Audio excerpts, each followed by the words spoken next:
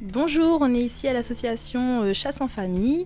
Je suis avec Marianne. Bonjour Marianne. Bonjour. On est ici chez vous, donc vous recueillez des chats errants, des chats qu'on vous ramène. Vous pouvez un peu nous expliquer? Des chats que je vais attraper sur les terrains, des chats abandonnés un peu partout, dans les usines, dans les cimetières, hôpitaux, un peu tout partout. Donc je vais les chercher pour stériliser, castrer, et puis quelques jours après, je les remets sur le terrain. Et malheureusement, certains chats gentils restent ici, comme ici Trois Pattes ou beaucoup d'autres, qui restent ici dans la maison. Mais malheureusement, j'en ai 65, je ne peux plus en garder. Les chats vont être opérés demain matin, et après ils vont retourner sur le terrain, dans une ferme, donc des beaux chats qui ont été abandonnés, qui malheureusement on abandonne aussi dans les fermes. Voilà, deux petites puces bien gentilles et qui vont retourner dans quelques jours. Vous pouvez nous expliquer comment ça a commencé, quand et comment? Oui, j'adore les chats depuis toujours. Et puis, j'ai travaillé 8 ans pour une association Chats Sauvages à Antoine. 8 ans, 6 jours sur 7, j'attrapais les chats, je déposais chez le vétérinaire, puis je rentrais, je nettoyais, je faisais un peu de tout.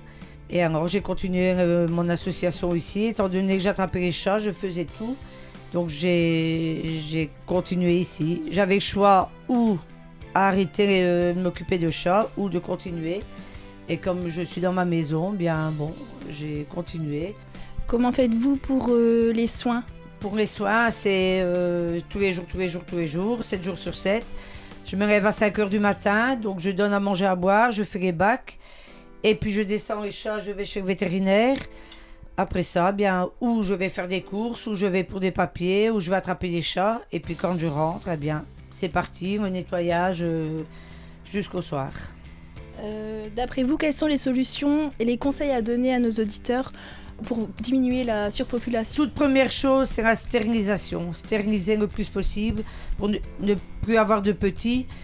Malheureusement, il faut reconnaître, c'est très cher. Trop cher pour certaines personnes. Il faut penser que c'est la crise. Beaucoup de personnes ne savent plus payer leurs factures, donc ils ne paieront plus la stérilisation. Et malheureusement, on abandonne un peu tout partout.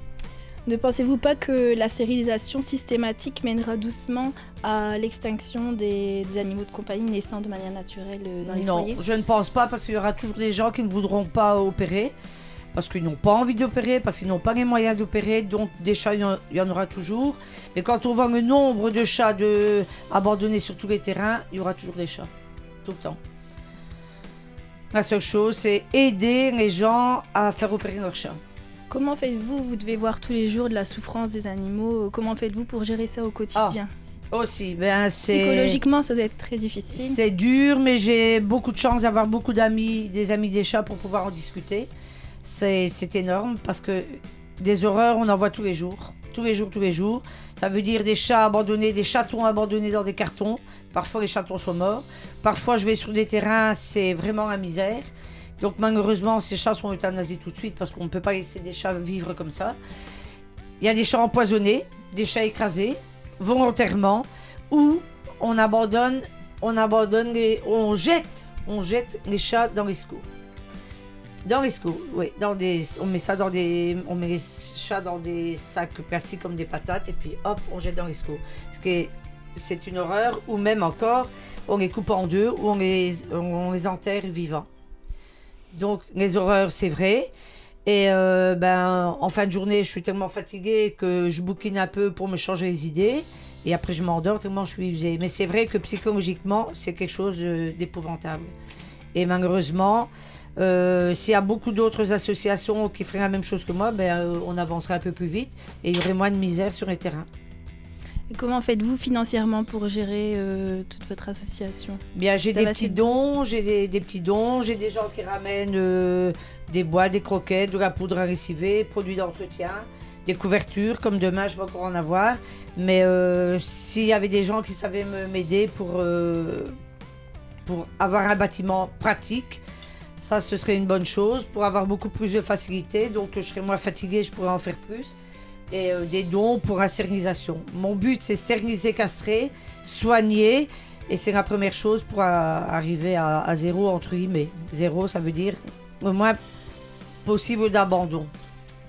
Est-ce que vous avez des problèmes de voisinage avec tous ces chats chez vous Non, ici, tout est prévu pour. Il y a 4 chats qui vont en face à la ferme, mais de ce côté-là, non, j'ai pas de problème. Vous avez un vétérinaire qui travaille pour vous? J'ai 2 vétérinaires qui opèrent, ça veut dire tous les jours, je porte des chats. Ou des chats stérilisés, castrés, ou des chats soignés. On peut venir vous voir pour avoir des chats stérilisés Ce sont les chats de terrain, les chats abandonnés et les chats de personnes qui n'ont vraiment pas les moyens, comme la Fondation du Prince Laurent. Donc ce sont des gens à petits revenus, des gens qui n'ont pas du tout d'argent comme les SDF. Et les personnes à petits revenus, ça veut dire les femmes toutes seules avec enfants, les petites pensions ou les gens qui sont au CPAS. Donc ce sont tous ces gens-là à aider, et alors quand on aura aidé tous ces gens, ça ira beaucoup mieux. Je rêve peut-être, mais je rêve toujours. Le plus important, c'est la stérilisation, et c'est ça qu'il faut faire. Et donc votre plus grand souhait, votre plus grand rêve? C'est d'avoir un bâtiment pratique pour accueillir d'autres chats, mais surtout la stérilisation. Pour aider les gens petits revenus pour avoir un dispensaire. C'est le plus important aussi, parce que quand je vois le nombre de personnes qui ne savent pas soigner leurs chats, c'est pas grand chose, ça aide les animaux et ça aide les gens. Parce que c'est quelque chose d'incroyable de voir ces chats crever, entre guillemets, mal aux oreilles ou avoir faim ou abcès ou autre chose. C'est dur pour les propriétaires de chats. Avez-vous une entraide entre associations et refuges? Pas du tout. Ce qui est incroyable, impensable pour une société de protection des animaux.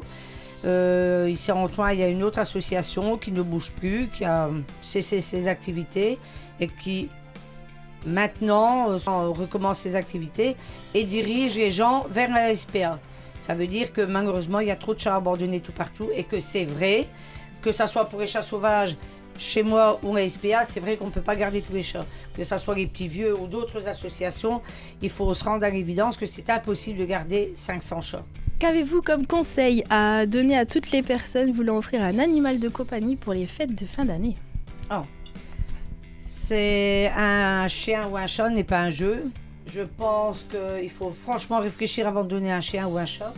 Parce que c'est mignon, c'est petit, c'est mignon, ça court, ça joue, ça... Et puis à 3 mois, on retrouve les chats dehors. Donc on prend, que ça soit un chien ou chat ou autre, hamster ou compagnie, et puis ça sent mauvais, et puis ça se retrouve dehors. Donc ne jamais donner d'animaux comme cadeau. Jamais, ça ne sert strictement à rien, parce qu'un enfant ne joue pas longtemps avec un chien ou un chat. Et puis malheureusement, on sait ce qu'ils deviennent.